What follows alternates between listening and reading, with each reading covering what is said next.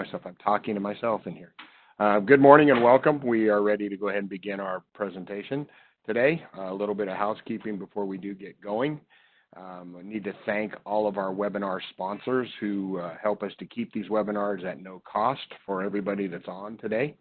We really do appreciate the sponsorships that they give us.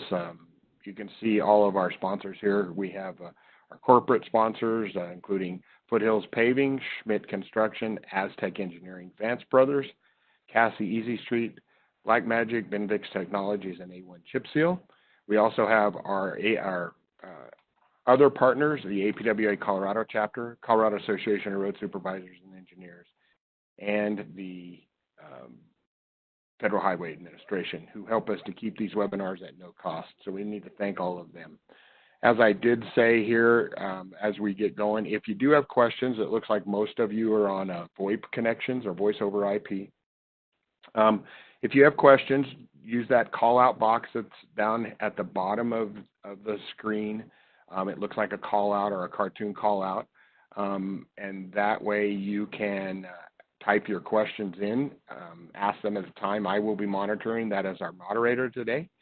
And we will, I will interrupt our speakers, whether it be Mike or Pedro. I'm going to let both of them introduce themselves instead of me going through bios. I'll just go ahead and let them introduce themselves once we get to that point. So I'm going to turn the presentation over to Mike Skinner. And Mike, it's all yours.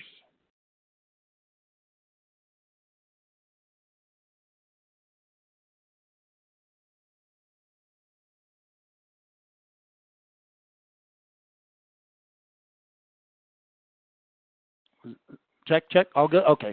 Thank you, everybody. Thank you for joining us this morning. My name is Mike Skinner. I'm the Director of Engineering for the Asphalt Pavement Association here in Colorado. And one of my lead responsibilities here at CAPA is to provide technical resources and help to local agencies across the state. And that's a role that gets me to visit from agencies from Steamboat Springs to La Junta and from Durango and Cortez all the way up through Sterling and Julesburg and everywhere in between. So it's a great perspective to see what agencies are doing that's working and not working. And so one of the comments that I hear frequently when I go in and visit with a city engineer or a county engineer, road and bridge director, public works director is, well, we know what we're doing here, but what are our neighbors doing? What else are other agencies across the state doing successfully? So we're going to use some of that information to show you how to best manage your transportation asset management program, starting with your pavement management system. We recognize within the world of transportation asset management, we're talking about pavements and ramps and culverts and signage, curb and gutter and all that stuff. But we're going to start with the basics and just focus on the pavement management piece of it today. Those of you who aren't familiar with our association, the Colorado Asphalt Pavement Association, we are the largest asphalt pavement association with over 250 members. You can see our membership classification down there in the corner. And one of the third piece of that triangle that we're very happy that we have local agency participation from across the state. We have over 75 agencies now that are participating and active CAPA members. So those of you that are CAPA members that are on with us today, welcome. And just so those of you who may not be able to see it, we've got registrations. We've got Lone Tree, Littleton, Pueblo, Greenwood Village, Weld County, Brighton, Mesa County, and an agency from New Mexico with us. So welcome, everybody.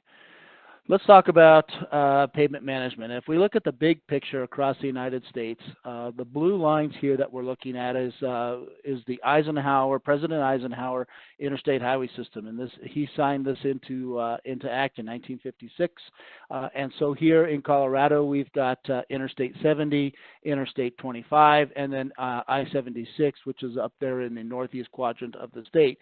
But then the rest of the red lines that we see in Colorado are part of the national highway system that CDOT is responsible for maintaining, and that is the state highway system, or the US 50s and 160s across the state. But when you look at this matrix of interstates across the United States and ownership and folks who are responsible for maintaining and operating that mileage over 4 million lane miles, or center line miles, excuse me, of roadway, you can see it's this quadrant right here, the locals, that are responsible for maintaining about 78%. And when we talk about locals at this level, at the national level, we're talking about the DOTs. So the DOTs at a national level are responsible for maintaining almost 80% of the network across the United States. But if we boil that down to what we're looking at the state level, let's look at it specifically here in Colorado. So here's the blue and the red interstate and the state highway system that we talked about, but CDOT, we know, manages their network in 5 regions across the state. And when you look at the total lane mileage across paved asphalt lane miles across the state of Colorado, it falls almost into that exact same type of category, where if we were to look at how that's distributed, there are 22,600, approximately, call it 23,000 lane miles of asphalt that CDOT is responsible for, but the total lane mileage across the state is approaching 60,000 lane miles.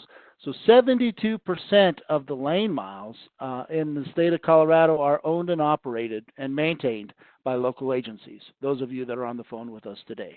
So CDOT is the big dog in the room, and individually they have the largest single network, but it's the agencies that are spread around that have the heavy lift and the responsibility for maintaining most of that. When we look at it in Colorado, I think it's interesting to see exactly how are those lane miles distributed across the state, and a simple way to look at that is to look at these 5 triangles, and these are basically the MPOs, or municipal planning organizations, that are across the state. So you can go in and look at each MPO and the local agencies that are members or are part of that MPO and add their mileage up, and it gives us a representation of where the mileage is across the state. So if we start over here on the western slope, the Grand Valley MPO, that's Mesa County and Grand Junction, Fruita, Parachute, that area. So they're responsible for maintaining about 2,500 miles of this 60,000 lane miles across the state. Not a huge percentage over on the west slope.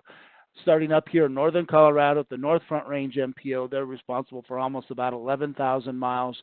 The Front Range MPO, that's Dr. Cog. We'll talk about that in a minute, and that is the Denver metro area, the Front Range, where a bulk of the mileage is. That's almost half of the lane miles in the state of Colorado are within the Dr. Cog footprint.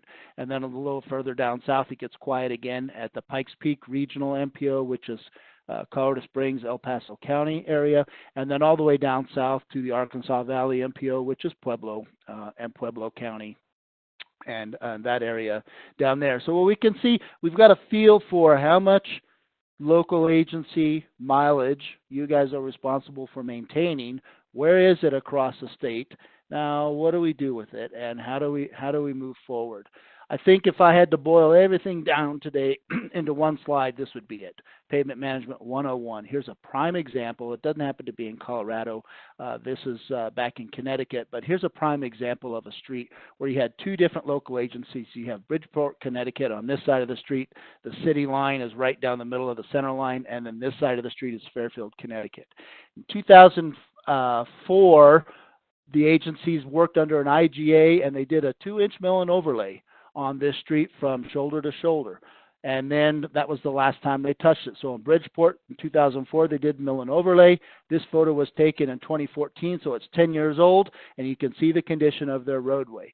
Over here in Fairfield, they addressed it a little bit differently. So again, in 2004, they did the mill and overlay, but then 6 years later, in 2010, they did a crack seal and a microsurfacing. So here we are, that same date, and you can see the difference in performance when the treatment was applied at the same time, same weather conditions, same traffic loading, but the difference in preservation and preventative treatments versus reactive treatments. There's the money shot of pavement management in action, why it works and what it does.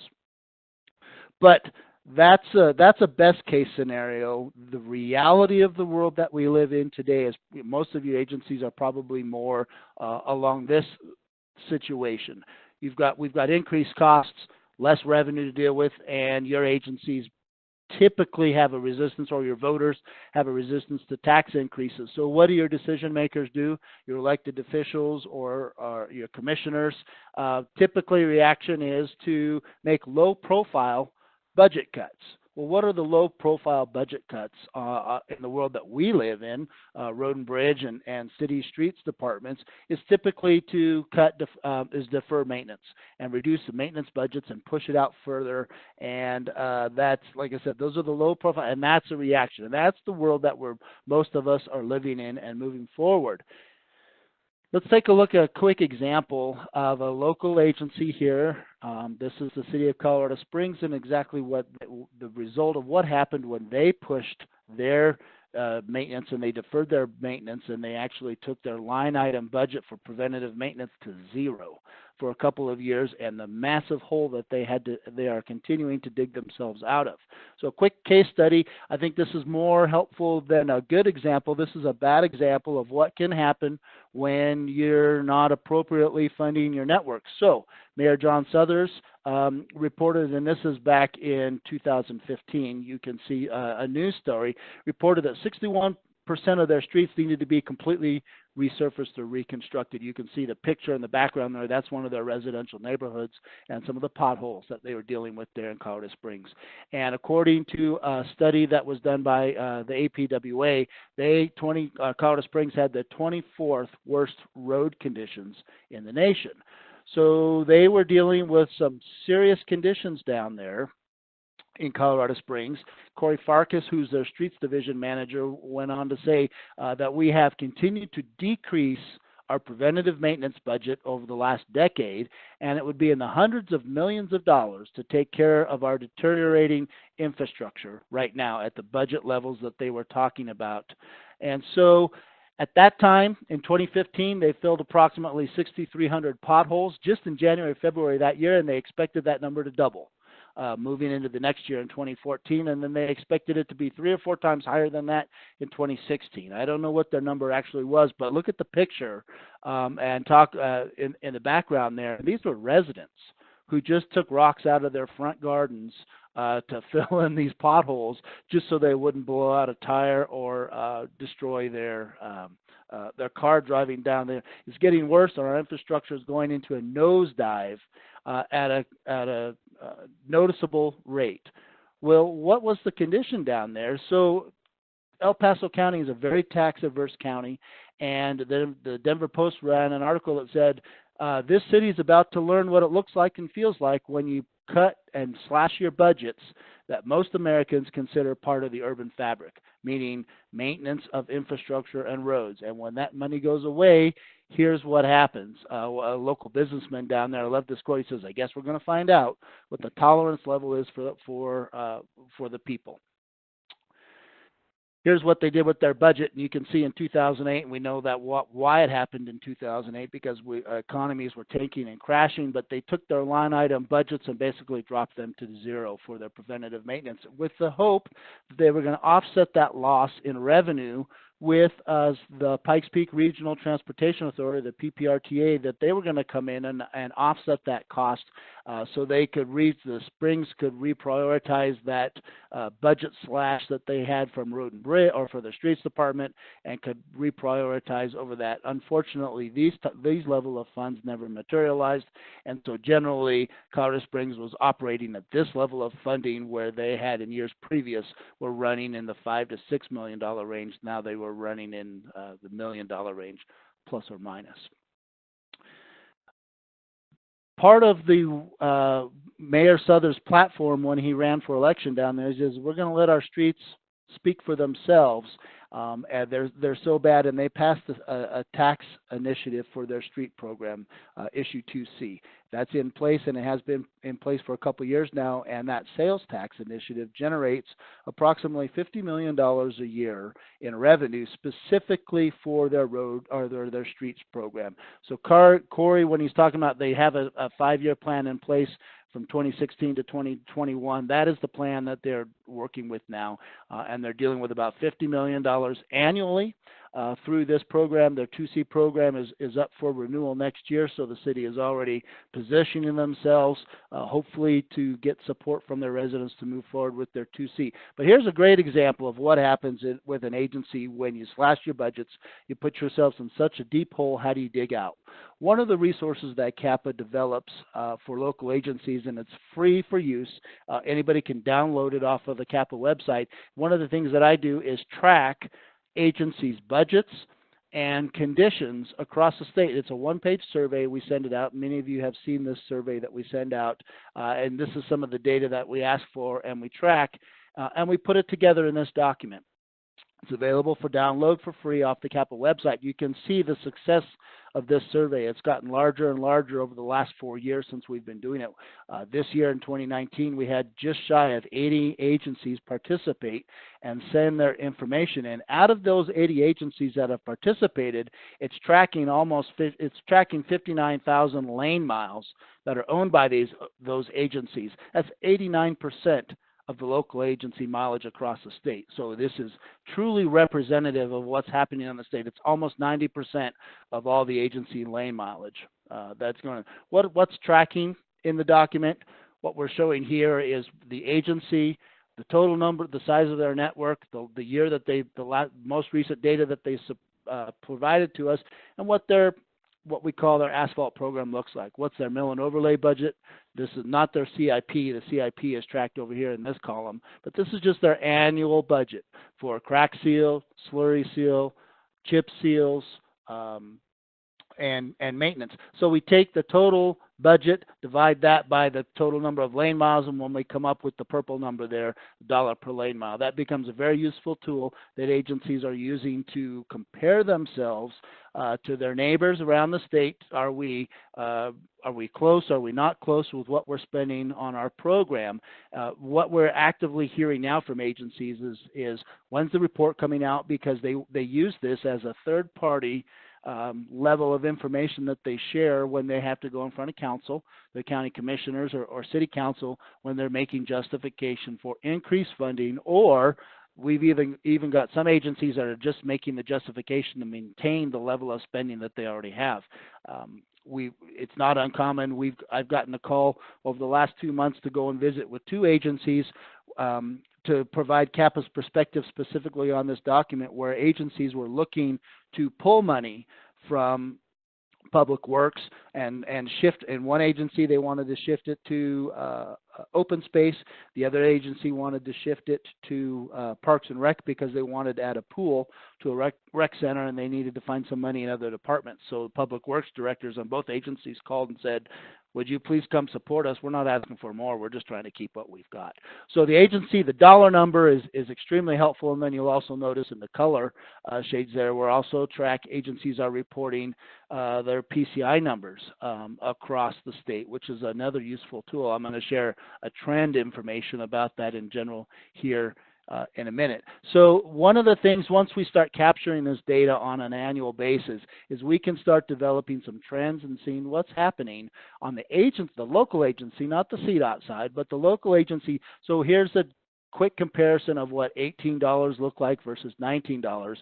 We saw a general increase in capital projects budgets, and this happens to be about 40 agencies that we had data for 18 and 19, so we could do an apple-to-apple comparison. And then we just assume that that's a general trend that may be representative of most agencies, not everyone certainly. But the trend is that in capital projects spending, we see an upward trend there of about 20% in spending. Annual mill and overlay contracts, we see an upward trend there of around 10%. And then maintenance, we see a significant trend in spending. Although it's a smaller number, it's easier to see a significant increase. But we see a significant trend in maintenance spending, meaning crack sealing, surface treatments, that type of information. But when we look at big picture, there's a couple of interesting things that we can pull out of that, and these are statewide averages. So if we focus on the green box up right here, the statewide average is about $5,000 per lane mile. That's the useful number that agencies can say, are we on the positive side or are we on the negative side of that $5,000 per lane mile? That doesn't mean this $5,000 number right here is the right number. It's just an average of what agencies are spending. And every agency will tell you we're underfunded. So some agencies that are on the positive side of that, let's say they're spending $6,000 or $7,000 per lane mile, they may come to me and say, Mike, we don't want to report that, because if we share that with our elected officials, they're going to see that we're overfunding and they want to pull our number back. And I tell all of those agencies that have that concern, remember, this $5,000 isn't the right number. It's just you can't get blood from a turnip. This is what people have to spend. So even though you may be $2,000 more per lane mile above the statewide average, that doesn't mean you're still spending the appropriate number. So that's the spin that you put on it if you're on the positive side. The other statewide average that we look at over here is the statewide PCI score, or Pavement Condition Index. And that's running this year in 2019, the statewide average is a 70. Most of the agencies are plus or minus 10 points with that. So we've got a small handful that are in the 55 or lower category, and they're real struggling. And there's maybe 2 or 3 or 4 that are probably in the high 80s. We even have a couple that are in the low 90s. Maybe is a little questionable on some of that data, but generally the trend is very high for some of those agencies.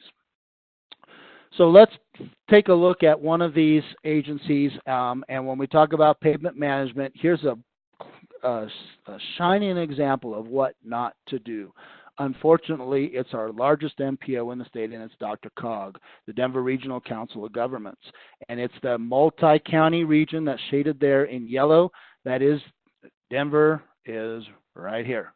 So we're in the Denver metro area, and the multi-county, we're responsible. DRCOG is responsible for over 7,000 lane miles just within their footprint at MPO.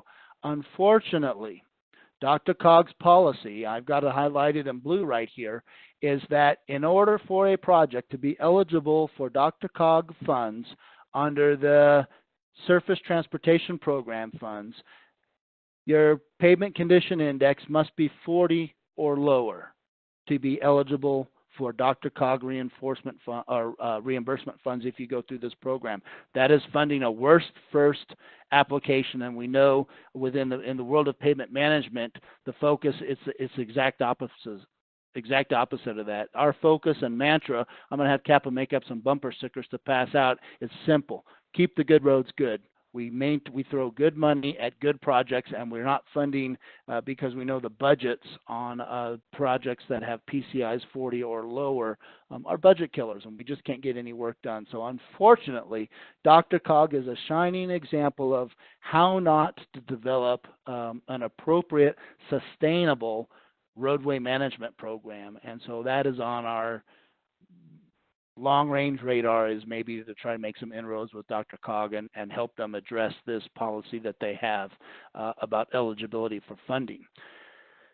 Now, at the other end of that spectrum, here's a shining example of an agency or an association that's doing a wonderful job of what they're doing, and this is in the same DRCOG footprint, but this is MEGPEG, the Metropolitan Government Pavement Engineers Council. And so there are 16 local agency members that are within the DRCOG footprint, and they're listed here on the screen, and everything that's highlighted in yellow are those footprints of those agencies. So the 16 agencies, while they're not all of the agencies within DRCOG, just these 16 encompass 74% of the lane mileage within DRCOG. And so MEGPEG is a great organization that develops some specifications for design, construction, and then just recently here within the last month, MEGPEG has published a new document. And this is what I want to share with you today. This is the MEGPEG's Local Agency Pavement Management Systems Implementation Guide. You can see the chapters that are involved here and what's involved with inventory, collecting data, predicting conditions, selecting treatments and prioritizing them, running budget scenarios, and how to stay current with your agency. This is about a 40-page document. It's available for free on the MEGPEG website, or you can contact us here at CAPA, and I'll send you the link to pull that down. And the intent here is for power users of agencies that have very successful pavement management programs. There's some tips in here on how to streamline them. And then it comes all the way down to an agency that has zero as far as an asset management or a pavement management system and don't even know how to start. What's that first step in moving forward? So this document here provides the spectrum of moving forward and how to implement that. So there's a lot of great framework built into this that you can pull this document out if you have to develop or even streamline your existing asset management plan. This is a fantastic resource for you that feel free to pull this information out, and this is part of what MEGPEG is providing. Plagiarize isn't the right word, but this is made available for you as local agencies to use. Take the MEGPEG name off of it, put your local agency name on the front of it, give credit to MEGPEG for using it, and that can become your new asset management or your pavement management system. So this is, if you're looking to move forward with that or change what you have, here's the great money saver and time saver for what you're trying to do. But built within the Transportation Asset Management Guide there is basically covering three different main topics that I briefly just highlighted.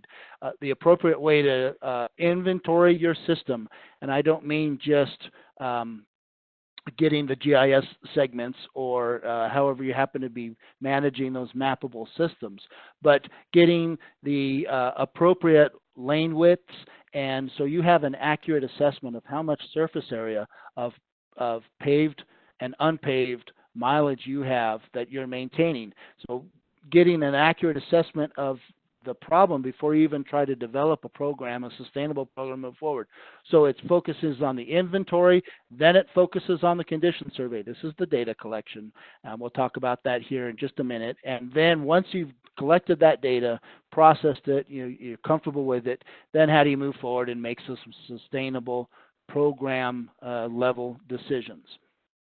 So when we'll focus on the data condition, I think all of you online are familiar with our concept here of Pavement Condition Index. This was developed by the U.S. Army Corps of Engineers, and it's a score of 0 to 100. 100 is a road that was paved yesterday in beautiful condition. 0 or a 10 is a road that you can't drive down in a Humvee. It's in bad condition. The one number that's important on this scale is the number 55 right there, because it's the break point.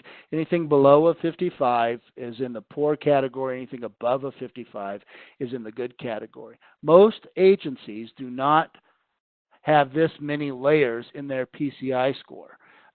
Most of them maybe have a 3-tiered system. That's pretty common.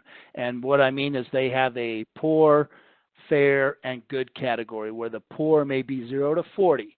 This category here, and then the fair would be 40 to 70 would be this category in here, and then the good category would be 71 and greater. But that's up to you as your local agency how to make those decisions and move forward. But the term, or that whole philosophy and methodology was developed here. This is a real sleeper document. It's almost 200 pages. It was developed, the latest version, the last version they did was in 1982, but it's full of these flow charts and nomographs, and basically how do you develop this PCI score old school. Is you're going out there with a wheel and a clipboard and measuring cracks. And several of us have been out there and have done that for a long, long time. Now, one of the things that when local agencies call me and said, Mike, we need some help with our pavement management system, or we don't know how to get moving forward, the first thing that I tell them is that the level of technology that you use to maintain, operate, or even just process your pavement condition data is not important or is not critical to the success of your program. What is important is the consistency of the program. What do I mean by that? I mean that your pavement management system can be just as successful doing what these guys are doing online right here. Out there with the clipboard in a cone zone with a wheel, measuring cracks and tracking it, excuse me, on paper, versus a high level of technology that exists in the industry today. That being said, there's no reason not to capitalize on technology and where we are today for what the level of effort that can be collected for the virtually the same costs and the different data streams that we can collected is quite amazing. And Pedro is we're gonna ask Pedro to focus on that here in just a minute. Oh, it's our next slide. So with that, I'd like to introduce Pedro Manriquez and he's gonna focus on where technology is today with pavement data collection and some of the tools and services that are available to you as local agencies. So Tom, I'll let you turn it over. Pedro, you have control. Okay. Hello everyone. My name is Pedro Manriquez. I am with AG Wassenaar, and you may know us as a materials and geotechnical engineering firm, but now we have a new venture that we're going into, which is asset management and data collection, or automated data collection. So for those of you that don't know us, we're here local in Denver. We've been here for almost 50 years. Providing services for geotechnical engineering and materials testing, like I said before, but now we're going into this other field of data collection. Okay, so I'm going to go into my first slide where I'm going to discuss, which is the actual survey vehicle that we have, how the data is typically collected, meaning assets and roadway and thicknesses and that sort of thing. And then I'm going to discuss analyzing the data in our software, which is called Road Doctor. And then I'm going to go into a Q&A session. So here we go into the next slide. This is our van. For those of you that don't know what they typically look like, they look like this, maybe not as fancy as ours, but this is our van. So as you can see, we have many components. Ours has different cameras up above, and then a GPR unit in the front, and then a laser scanner in the back, along with other nice gadgets. So I'm going to jump into my next slide. This is a ground penetrating radar, GPR. The front of the GPR is what's called a horn antenna, and the bottom is a ground coupler antenna. The horn antenna is typically used for shallower measurements of the pavement, and the ground coupler antenna is used for deeper measurements. And the reason why we have a GPR in our van is precisely because we understand that a lot of agencies don't typically have records of pavement thicknesses or anything like that. So by using this, the GPR itself, we're able to determine pavement thicknesses, existing conditions, and that sort of thing. Here at the top of the van, we have a 2D laser scanner along with the GPS system. And the laser scanner, what it does is it's sort of like LiDAR. What it does is it shoots a bunch of points, and we're able to create surfaces with that. With the laser scanner and anything that gets scanned within the what we call the point cloud, which is a bunch of points created from the laser scanner, we are able to determine GPS locations from each point. And we have another GPS in the back, which you really can't see from this photo. The next slide is a DMI, distance measuring instrument. And what it does is when we're collecting the data, we have, even though we have GPS, we still collect the distances we measure, because even if we're sitting still, we still collect some of that information just from distances, and we can gather other information from it, which I'm going to discuss when we get to the software. Down below the van itself, we have a 3D accelerometer connected to the rear passenger wheel, and we use the 3D accelerometer to collect the roughness of the road itself, and IRI as well. So I'm going to discuss more of that when we get to the actual software, because it's difficult to explain without from the data we collect. Here's the interior of the van, and inside the van we have the actual unit for the GPR, another GPS system here, and then you can see the computers in the front of the van itself. And all of that, once we get it going, we're able to turn it on and start driving down streets and collecting the actual data.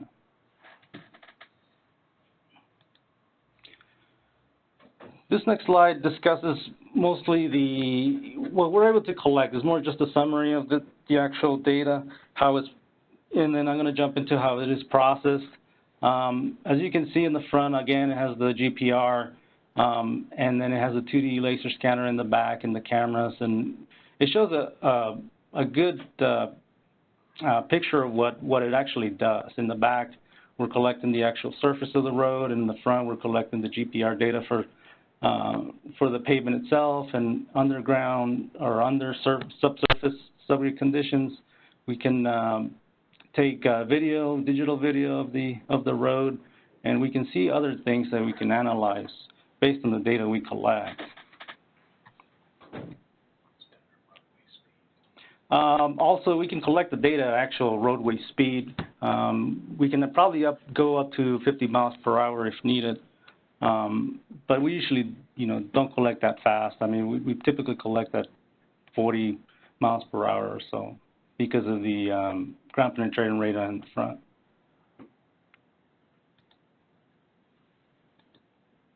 And so now I'm going to share my screen here, and I'm going to be talking about the actual software that we have. So all the data we collect, we drive the streets, and we have segments of streets, and we collect all the names, and from here to there, from one end to another intersection, and we have names and codes for each street, and we can move on to actually talking about the data we collect. Because one thing about the services we provide are that we collect all the data and everything is nice, but we have to bring it back to the software and actually disseminate or dissect that data. I understand that some agencies have their own system, and they don't necessarily need somebody to dissect the data. They may just need the data itself if you have your own system. But depending on the scope of services, we can pull apart the data and then provide you with spreadsheets or files that you can upload to your system.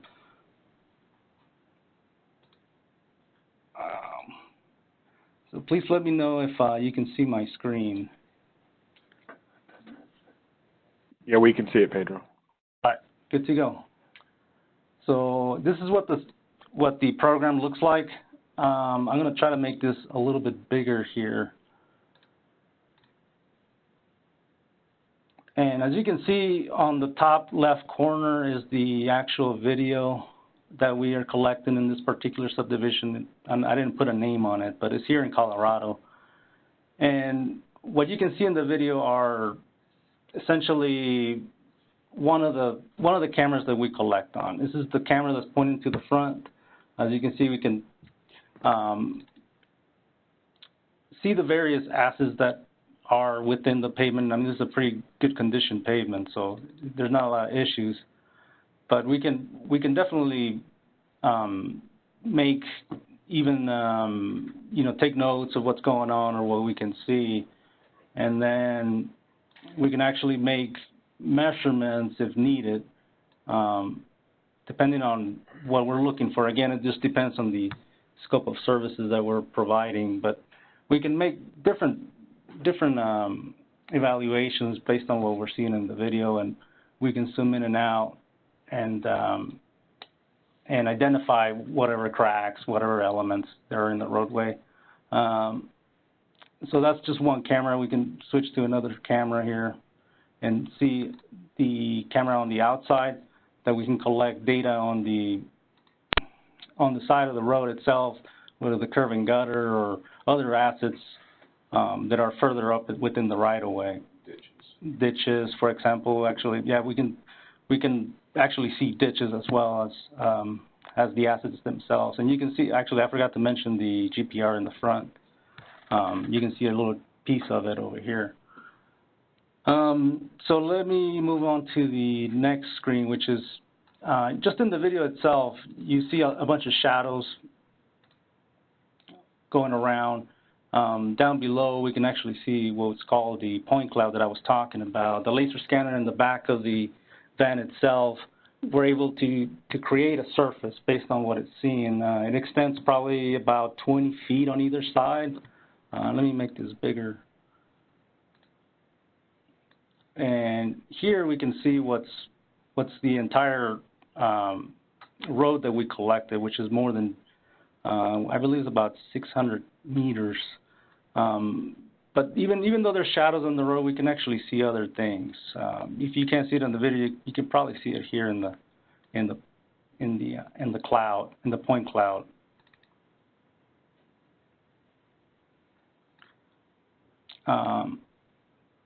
To the right over here, we see what's the GPR data. And then the GPR data is essentially, you know, we're shooting sound waves into the pavement itself, and those sound waves reflect back up back into the antenna itself. And from those, we can actually collect existing pavement thicknesses. Like I said before, maybe some agencies they don't know exactly what's in the road itself, but using GPR, we can actually collect some of that data, that thicknesses or any other things that we may see down below. I think we're able even to see some utilities as well. So what you can see here in the top right corner is the GPR data. The biggest reflection is the bottom of the pavement, which is about right here. And some of that data we can, not some, all of it, we can create a table and expand it and have every thickness for I believe every 10 centimeters we can collect a pavement thickness. Down below is what is called a remission view, and this is collected from the point cloud from the laser scanner. And in the point cloud, in the remission view, we can see that some of these green spots with gray around them, those are actually rutting data. So when we shoot the pavement itself with the laser scanner, we can see any rutting on the road. We can measure that rutting, and I'm going to stop the video again. And some of these are actually manholes, if you can tell. As you can see, there's some cracking on the right-hand side. So right in front of us, right here, we see some cracking. We can identify that cracking based on the remission data. You can see it down here. It's taking a little bit to go, but it's right there. It's right in front of us. And then the other depressions here, actually these valves in front of us. But we can actually do measurements here in the remission view as well. And those ruttings that we can see and we can plot, it helps us visualize what the condition of the pavement is. And we know we can see it on the remission view, we can see it on the video, but we can actually plot that data, and I'm going to open it up over here. So essentially, once I plot this data, you can see that some of these ruts, these are millimeters on the left-hand side. We can measure some of these, and essentially this one's about 8 millimeters, which would be about a third of an inch. This one up here is about almost 10, which would be about almost a half an inch. And once we determine all of that, we can summarize these ruttings in a table and and just have some of that data around to evaluate the pavement itself. So some of that running when you're collecting the data itself, we can actually I mentioned the 3D accelerometer, and with the 3D accelerometer we can collect the IRI of the road, and we can actually plot that data here. So let me show another plot. So here's the IRI plotted in a two-dimensional view, which would be about a 5 over, or about a 6, between 6 and 7, and then down here will be almost a 5. This is a local road, so it wouldn't impact the performance of it as much as if it was a highway. But even from the looks, it's not an old road; it's a few years old, so it doesn't have a very much deterioration. So besides that, you know, these are the things that excuse me, that we can do. All the analysis we can make, and when we drive the roads, we can collect all the different data, and we can make all sorts of measurements based on the point cloud data. But something that is important for local agencies, like Mike explained, was the actual rating of the roads and collecting assets and cracks and all of that. We can do that with the Road Doctor software. Let me go back over here. For example, this, let me change views to Cam 1.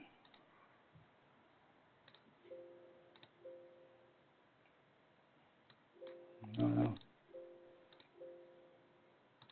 Great.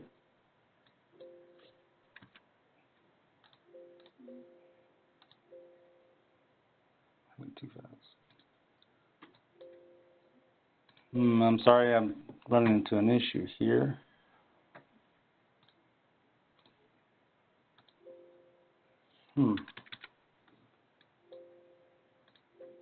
Great.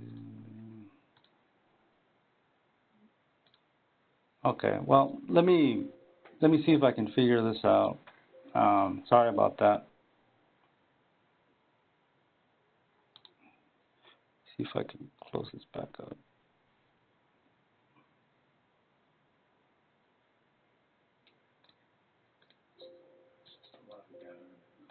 It's just a lot of data in the program itself, and it takes a little bit to respond. But regardless of that, let me see if I can turn this off. Hey Pedro, while you're doing that, let me comment just on the level of technology and where pavement data collection the industry is today.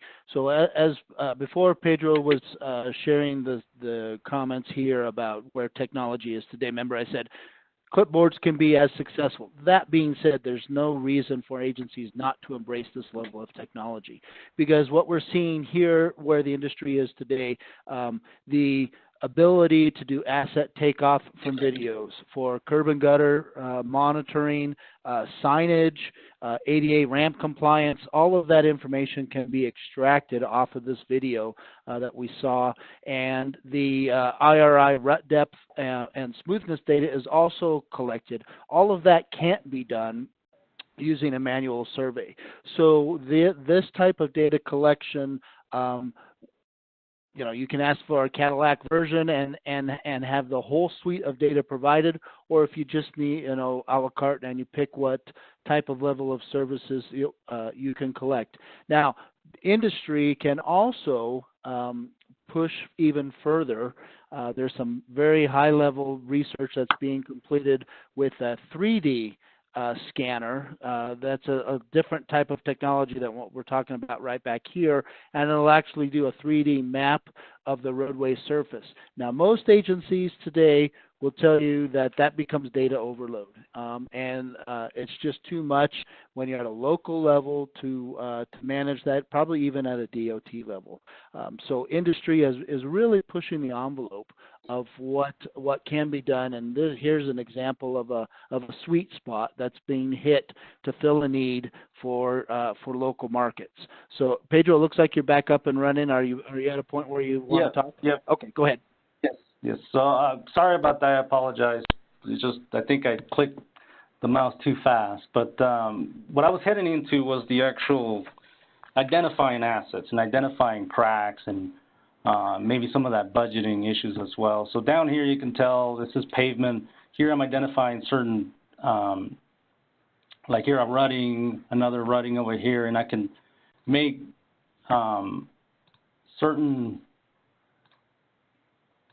identify certain conditions that we're seeing and annotate to it and rate it based on what we're seeing on the video. I'm just clicking around, but you can actually identify the issues. And then from there, I can show statistics, whatever percentages I can have, and make tables and export analysis.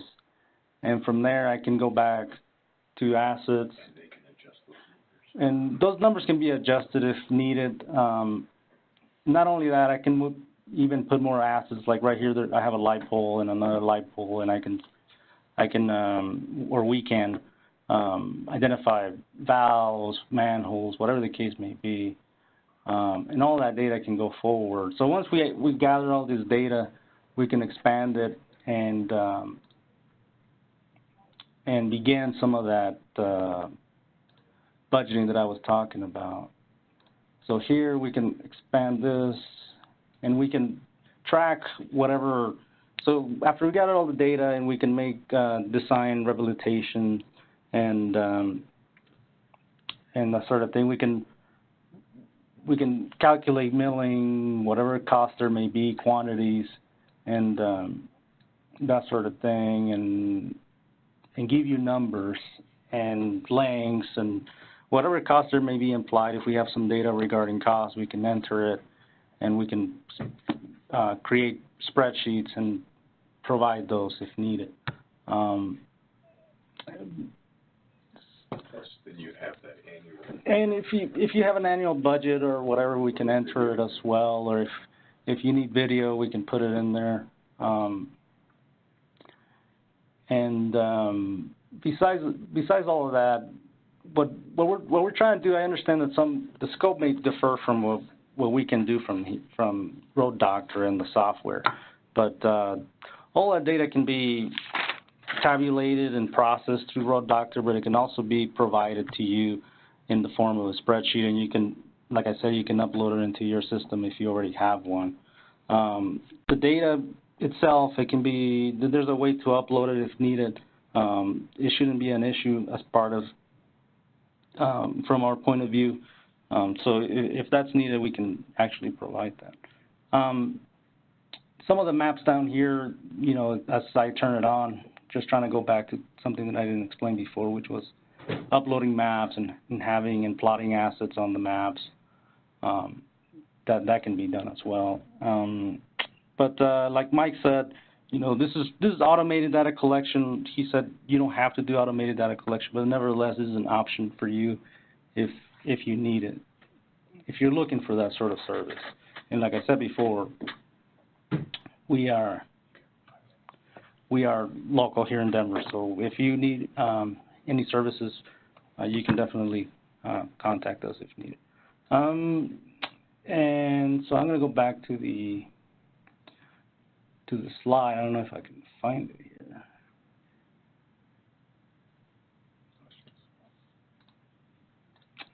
Go back to share, and then files. Share and then file.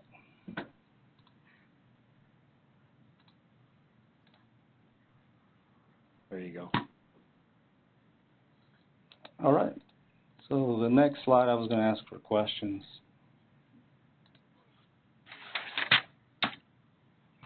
Okay, well, I know Tom will facilitate questions as we wrap it up here. So first of all, I want to thank you, Pedro, for sharing that.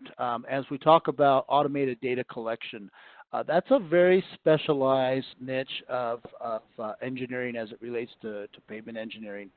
There are several service providers that provide these type of services, And the way that industry operates is they're based on several locations around the U.S., and then they have these mobile vans that are collecting.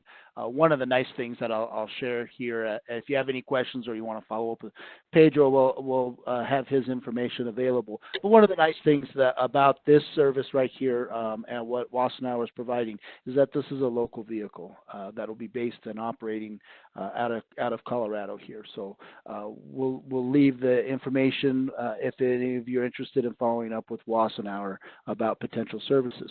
So with that, before I ask if there are any questions, I want to leave you with a couple of things. As we wrap up our webinar, we're knocking on the door of an hour here. First of all, is the MEGPEG TAM guide as an available resource for you. It was written for you as agency pavement managers and or asset infrastructure managers. It's there as a resource. It's for free. If you use it, give me a heads up on how you're using it, because we like to provide as a conduit of information and gathering. We like to share that information back to MEGPEG as to, hey, we're hearing Sterling is using this chapter, or Park County is implementing this. So if you do it, give us a heads up. We'd just like to hear what's happening there. And then the second takeaway that I would like to share with you is the success of your asset management system, your pavement management system, requires a philosophical shift as the asset manager, as the champion within an agency. You have to be passionate about this and recognize pavement management isn't sexy. These are cracks in asphalt. This isn't a new lane mile, or this isn't a new mile of bike path with a ribbon cutting, or a new pedestrian bridge, or a new swimming pool. These are cracks in asphalt. So it's hard to be sexy about this type of stuff, but once you have your champion within an agency that is passionate about this, it really truly does require a philosophical shift of how we manage these pavements. As I demonstrated, Dr. Cog is doing the exact opposite of what the best practice is, and they're practicing a worse first application where you need a PCI of 40 or lower to be eligible for surface transportation improvement funds, whereas MEGPEG is promoting the other way, keep the good roads good. So with that, Tom, do we have any questions that people chimed in? There is nothing currently in the question boxes. If anybody does have questions, go ahead and pop those in. I would like to, while we're looking to see if anybody does have questions, again, thank all of our sponsors. You can see them again listed up here on the screen. I want to thank Mike for his expertise in the presentation, and Pedro for all the great information about your mobile data collection device. I want to thank everybody that has been on this morning. I really want to put out a shout out to Israel and Joe from the city of Ruidoso Downs, New Mexico. If you guys just pop me before you log out, just pop me a note in the chat window of how you heard about our webinar today. That would be good. I'd like to find out how you guys actually heard about this, if it was through Brian Jones and the New Mexico Asphalt Pavement Association, or how it happened. So just type me a little message. That'd be great. Anybody have any questions? And I haven't seen anything, so I'm going to assume at this point nobody does. So with that said, we will go ahead and close this thing out right at an hour. Again, Mike, thank you very much. Pedro, thank you very much. And everybody who was online today, thank you very much. And we look forward to seeing you all in the near future. Our upcoming events, we have later in June, mix design webinar, an overview of creating an asphalt mix design. In July, we are doing a pavement forensics webinar that's going to be